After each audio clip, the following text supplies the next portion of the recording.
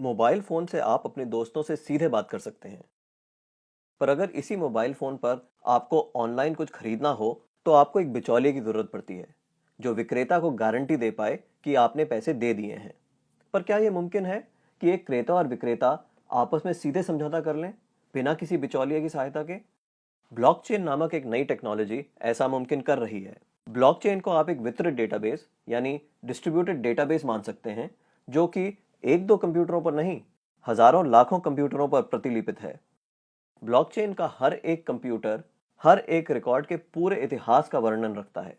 यह database encrypted है, यानी हर एक रिकॉर्ड गोपनीय तरीके से दर्ज किया गया है। ब्लॉकचेन फॉल्ट टॉलरेंट भी है, यानी अगर इस सिस्टम में कुछ कंप्यूटर खराब भी हो जाते हैं, तब भी यह सिस्टम ठीक तरह से काम करता रहता है। ब्लॉकचेन डेटाबेस एक सार्वजनिक बही खाता यानी पब्लिक लेजर है, जिसमें कोई भी नए समझौते या रिकॉर्ड को दर्ज करने के लिए कई सारे साझेदारों की स्वीकृति की जरूरत पड़ती है। इसको हैक करना बहुत मुश्किल है, क्योंकि ऐसा करने के लिए हैकर को एक ही क्षण हजारों कंप्यूटरों को एक साथ हैक करना पड़ेगा। यह कारण है कि हम ब्लॉकचेन को एक सुरक्षित टेक्नोलॉजी मानते हैं। ब्लॉकचेन का पहला प्रयोग हुआ था 2008 में, जब बिटकॉइन नामक एक डिजिटल मुद्रा का आविष्कार हुआ।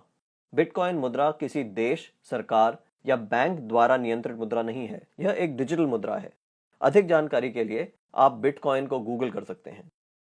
केवल मुद्रा या पैसे से संबंधित प्रयोजन के लिए ही नहीं, ब्लॉकचेन का प्रयोग कहीं भी हो सकता है जहां पारंपरिक रूप से विश्वास, भरोसे या गारंटी के लिए एक बिचौलिए की जरूरत है। जैसे वह सभी सौदे जिनकी आज नोटरी पब्लिक या किसी सरकारी संस्था को पुष्टि करनी पड़ती है।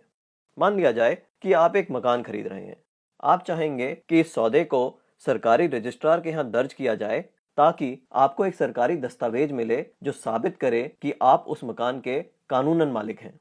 पब्लिक रजिस्ट्रार केवल इस सौदे का एक सबूत दे रहा है, और ऐसी संभावना है कि भविष्य में पब्लिक रजिस्ट्रार का काम ब्लॉकचेन टेक्नोलॉजी कर दे, क्योंकि उसमें दर्ज सौदे की भी उतनी मान्यता होगी जितनी आज रजिस्ट्री सर्टिफिकेट की है।